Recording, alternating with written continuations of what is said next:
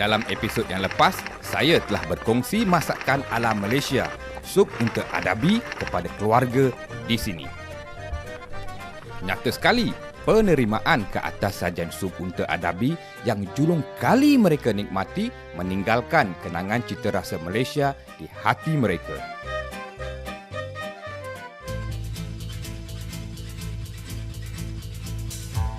Inilah muka bumi perkampungan Turfan, salah satu laluan rempah terkemuka di zaman silam yang terpaksa saya tinggalkan untuk menyelusuri perjalanan laluan rempah, meninggalkan daerah penghujung negara China ini untuk menuju ke arah barat. Sempadan lembah subur berakhir di perkampungan keluarga Haji Turgun di sana. Perjalanan seterusnya perlu menempuh cabaran muka bumi yang jauh berbeza. Assalamualaikum. Merentas laluan berbukit curam. Di kawasan pendalaman ini, sukar mendapatkan kemudahan teksi atau kereta sewa. Assalamualaikum. Waalaikumsalam. Inilah antara contoh evolusi kenderaan petani di daerah ini selepas kereta keldai. Can I join you? Thank you, Mahu thank tak mahu, saya terpaksa menumpang petani tempatan ini. Inilah sebahagian dari laluan sutera zaman silam yang menghubungkan Asia Timur dengan Asia Barat. Laluan mencabar di kawasan ini dikenali sebagai Bukit Berapi, berlangsung sepanjang 100 km, terpaksa ditempuh oleh pedagang rempah dan sutera di zaman silam untuk ke benua bahagian barat. Rekod daerah paling panas di dunia pernah tercatat di sini. Dalam tahun 2008, mencecah suhu 66.9 darjah Celsius. Sebenarnya, nama Bukit Berapi tercetus dari rupa muka bumi berbukit di sini yang tertampil seperti warna api. Banjaran Bukit Berapi ini membentuk 8 buah gaung yang dalam. Bahagian dasar gaung ini pernah mencecah suhu sehingga 80 darjah Celsius. Rahsia di sebalik survival masyarakat di sini ialah terdapat kawasan subur dikenali sebagai Lembah Anggur yang berada di sebalik pergunungan gersang ini. Dan keluarga ini sebenarnya berulang alik ke kebun anggur mereka yang terletak 50 km dari sini. Mereka terpaksa berkemah di sana beberapa malam bagi menguruskan tanaman di waktu anggur mula berputik. Memandangkan perjalanan yang jauh, mereka bersiap sedia dengan peralatan dapur dan bahan api yang sentiasa dibawa bersama. Budaya di sini tidak gemar membawa bekalan makanan yang tersedia di rumah kerana resamnya mereka makan hidangan yang panas walaupun di mana mereka berada. Tak disangka mereka berhenti di sini.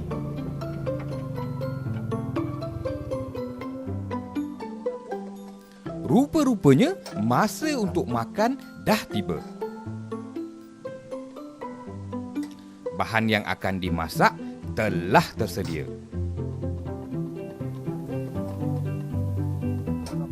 What are you making? Oh ya, rasma. You making pulau? Pulau. Sebenarnya bila saya lihat persiapan dia orang ni dan bertanya dengan dia, sebenarnya persiapan ni untuk membuat pulau. Pulau tu macam pilaf rice, okey? Tapi saya akan cuba meyakinkan dia orang ni sebab saya ada bawa. Ni dia.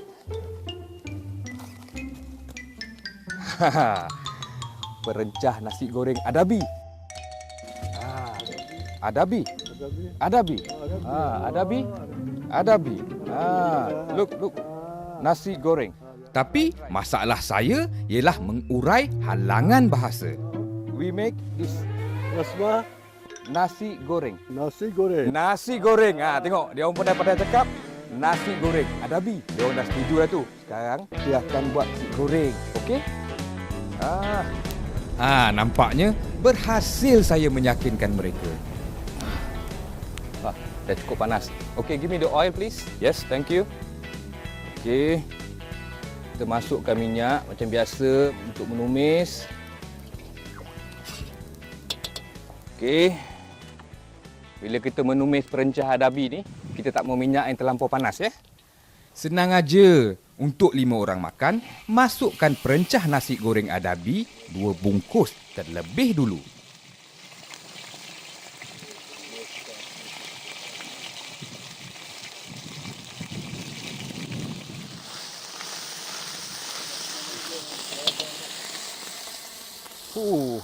Bau perencah ni best. Semestinya adabi.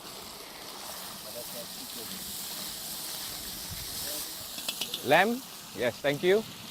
Sekarang kita masukkan pula daging kambing ni.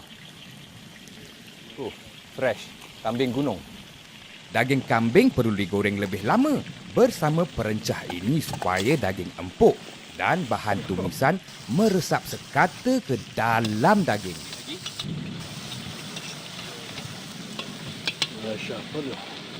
Baunya dah mula terasa. Smells good. Okey. Agak-agak kambing tu dah cukup masak. Kita masukkan pula ni lada benggala ni. Semua bahan-bahan sayuran ini adalah campuran asas dalam sajian nasi pilaf gaya Uyghur. Saya gunakan semua. Kacang panjang.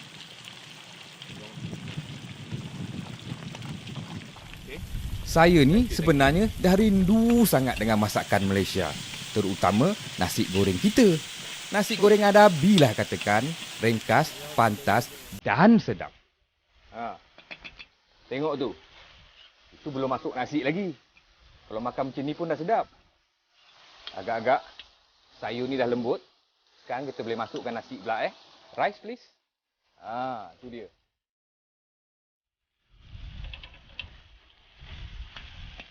One more. Cuma beras di sini tak sama dengan kita. Lebih kanji, lebih lembut dan melekit. Tapi perencah nasi goreng adabi sesuai untuk semua jenis beras.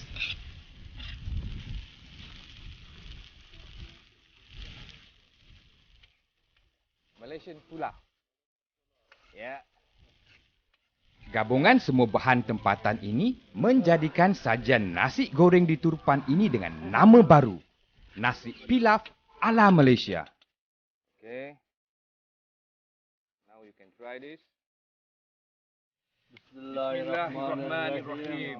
Bismillahirrahmanirrahim.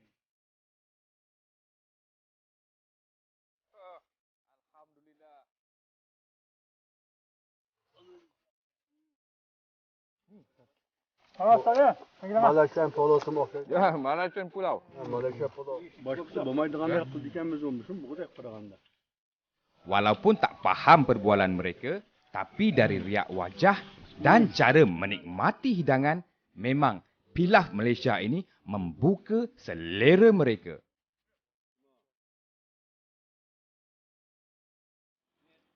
Tengoklah anak ni. Mula-mula malu-malu, tapi akhirnya menjamah nasi goreng kita. Penuh berselera.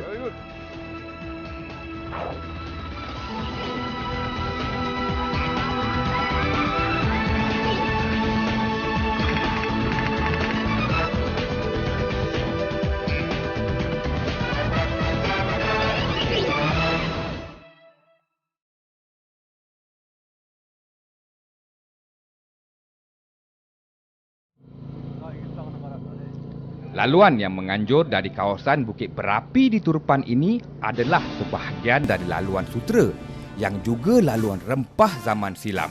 Turut membawa penghijrahan kelompok etnik Turki dari sini menuju ke arah barat, terutama dalam abad-abad pertengahan.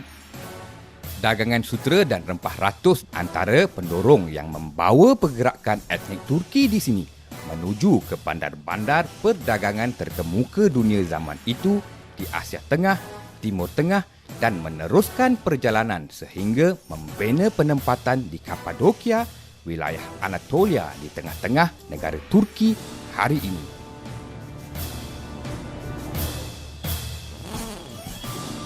Di zaman pertengahan, kawasan ini membina kekayaan bukan dari hasil bumi, tetapi dari peranannya sebagai bandar perhentian transit bagi pedagang yang membawa dagangan menuju ke bandar terakhir di Istanbul.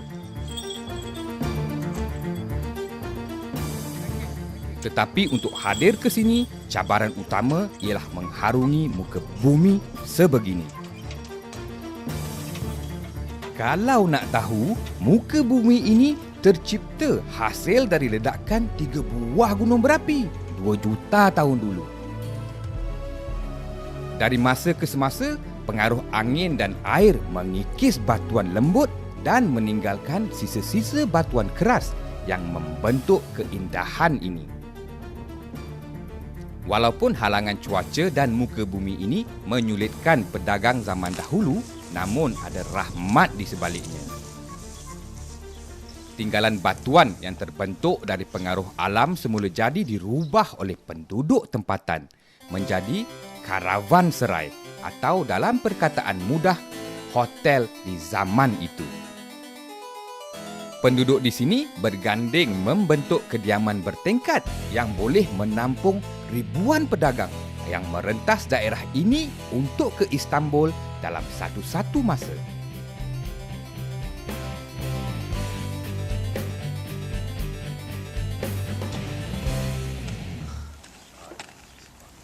Assalamualaikum.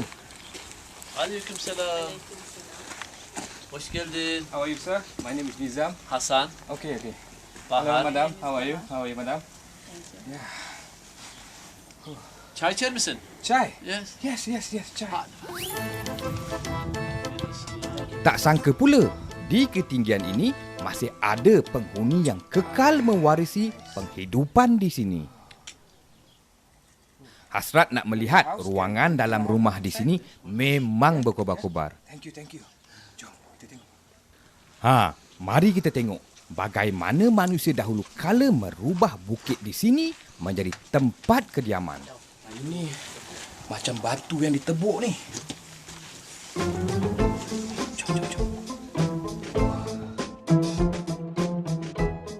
Tengoklah bekas-bekas pahatan di siling rumah ini.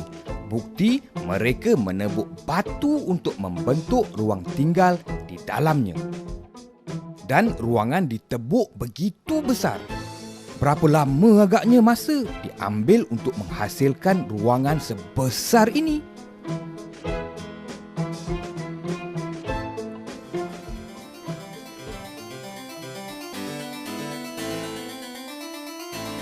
Dari puncak kediaman ini, seluruh Bandar Jerom dapat dilihat dengan jelas. Inilah Bandar Jerom yang menjadi salah satu kompleks hotel bertaraf antarabangsa di zaman pertengahan yang kekal dapat dilihat hingga ke hari ini. Setelah beristirahat di sini, cabaran belum tamat. Bermula dari sini, pedagang zaman silam sekali lagi terpaksa menempuh laluan yang panjang tanpa kemudahan beristirahat sehingga ke penghujung gunung di sana. Bekas-bekas laluan lama karavan zaman silam masih dapat dilihat di bawah menara semula jadi ini. Difahamkan, lokasi di bawah tiang-tiang ini menjadi tempat berteduh seketika bagi pengembara yang melewati daerah ini untuk ke Istanbul. Laluan ini saja berlangsung sejauh 250 km. Jika mampu bertahan mengharungi cabaran ini, kesengsaraan akan berakhir. Memasuki daerah subur yang luas terbentang, dihiasi ladang-ladang gandum seluas mata memandang. Di zaman pertengahan juga, sebahagian dari kelompok etnik Turki turut membawa diri hingga ke daerah pergunungan di sana, membina penghidupan baru di pendalaman bumi Anatolia.